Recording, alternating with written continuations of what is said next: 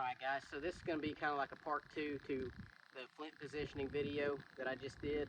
I forgot that I had this book, and so I think it's a good idea if I read from it. The name of the book is called Baker's Remarks on the Rifle, and it was, so Baker was a gunsmith, and he made a lot of firearms for the British military, and so, but anyway, I can't remember what year this book was published, and I'm not going to waste time trying to find it, but it's a really good book. Has a lot of information in it on shooting positions and how to hold your rifle properly for the best shot, and just tips and tricks on loading, different patches, different amounts of powder, and different sizes of balls. And so anyway, it's just a really fascinating book. But in this book, he talks about flint positioning, and so I'm going to read from it, a couple pages here, and hopefully y'all get something out of it. So this will be a shorter video. I'm just going to read from it here. So it says, if the flint is not placed in the proper position to strike against the hammer, it will be an additional cause, also, of the piece missing fire.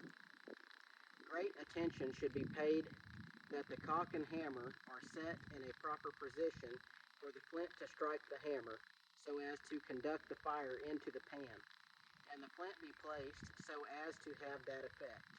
If it strikes the hammer too high, it will disperse the fire about, and consequently, little of it will go into the pan.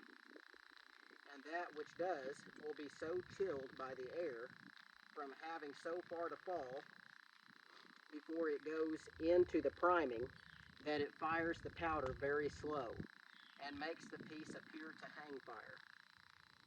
And if it strikes the hammer too low, it will not go over, meaning the hammer won't go all the way forward. And it will not go over, and of course the fire cannot go into the pan. To ascertain when the flint is fixed in a proper position, let it be struck over, and you will easily perceive how the fire is dispersed about. If it strikes the hammer so high that the fire is dispersed, then lay double the lead or leather that the flint is fixed in under the flint against the cock, which will lower the fore part of the flint and cause it to strike the hammer lower. If it strikes too low, double the lead or leather, as before mentioned, under the flint at the fore end of the under jaw of the cock, which will raise it to a proper position of fire. As the jaws of the cocks are not all in the same position, and the flints are not all of the same thickness, nor of the same shape, the piece of paper or any other soft substance carefully placed under the flint at either end, as may be required according to the foregoing directions, will fix it sufficiently firm. This remedy will be found useful in the flinting of all locks, as well as muskets. As much depends on the flint being put in properly for the lock to fire true and well. The irregularity in the size of flints, however, causes great inconvenience, particularly with muskets, and complaints have been frequently made with great justice as to the detriment under which the service lies from the want of a regular standard. To obviate this evil, I have opted a gauge, which by flints may be cut to one uniform size, and the plan has been so highly approved by the Honorable Board of Ordnance and the East India Company that they have gauges made for their use. The same gauge may be adapted to rifle guns, fusees, carbines, and pistols, and indeed to every description of firearms, and must prove particularly advantageous where the jaws of the cocks are made right to receive them. For if the cock, the hammer face, and hammer toe do not stand at right angles to resist the flint, they form a great denial to the firing of all locks, and the hammer and mainspring should be of equal temper to resist the flint of all guns. That pieces frequently misfire when the flint is good, and the lock and hammer quite frequent, is undeniable, and very few are aware of the real cause. For it is not always the fault of the flint or lock, but because the hammer faces, from frequent firing, become soft, by the flint cutting through the case hardening. The steel on the hammer face being welded in, it frequently becomes heated or burnt, in some more than in others, so that the power of the steel is destroyed, and consequently the fire drawn from it is of a pale red. So like when you heat it up in the forge, they didn't bring it up to the right temperature for hardening it. Um, let's see. Consequently drawn from a pale red, whereas fire drawn from good steel, or when the hammer face is of a proper temperature, is of a blood red. And this shews that it is of the right temperature, inasmuch as there is more heat in the latter than in the former.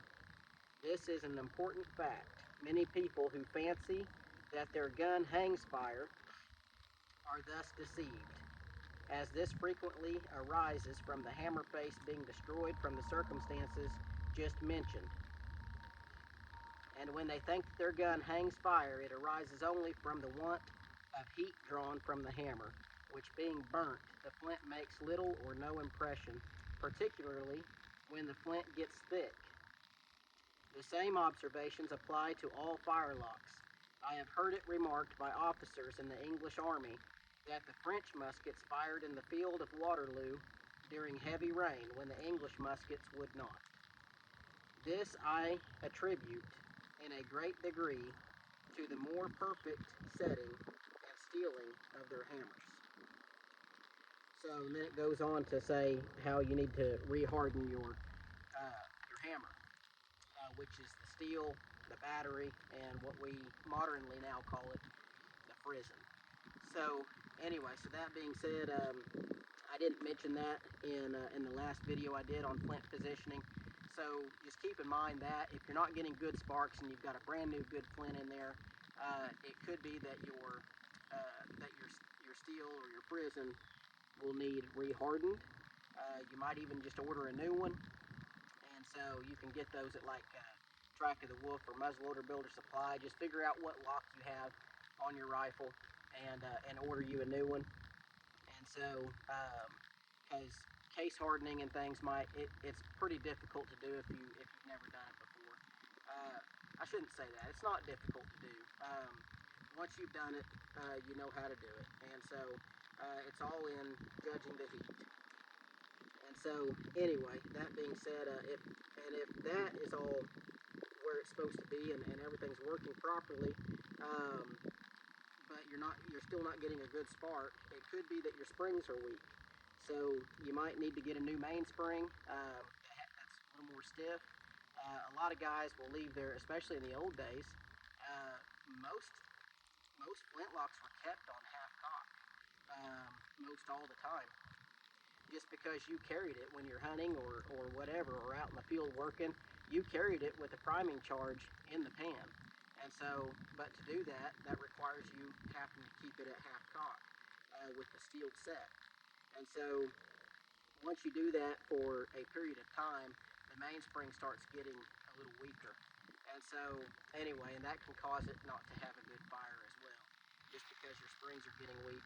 I've also had it to where the frizzen spring or the steel spring that's on the face of your lock, the outside of your lock, I've also had those where those were weak.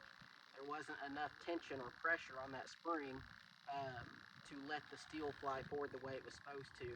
And so, anyway, and so if it's not holding enough friction on the steel as it's flying forward, it can't get It can't get good sparks because the flint hits it and it just flies forward without any resistance, and so you don't get any sparks. And so I had a frizzen spring break on me one time, and I kept trying to fire it and fire it and fire it because I was on the range and I didn't have a spare spring. And so anyway, I just kept trying to fire it and fire it and fire it, and every once in a while it would go off, you know. And so, but I was amazed at how it won't let you fire it. if you don't have that prison spring. And so anyway, every once in a while you just get lucky and catch some good sparks, or not even good sparks, but it's just cold sparks that fall in your pan, and then you have a hang fire and it goes off. But anyway, so needless to say, I wasn't even close to winning that competition. So anyway, but I hope you all enjoyed this. As I said, it was intended to be a short video. I just forgot that I had this book, so this is kind of just adding on to my last video I did. So I hope you all got something out of it. Have a great day.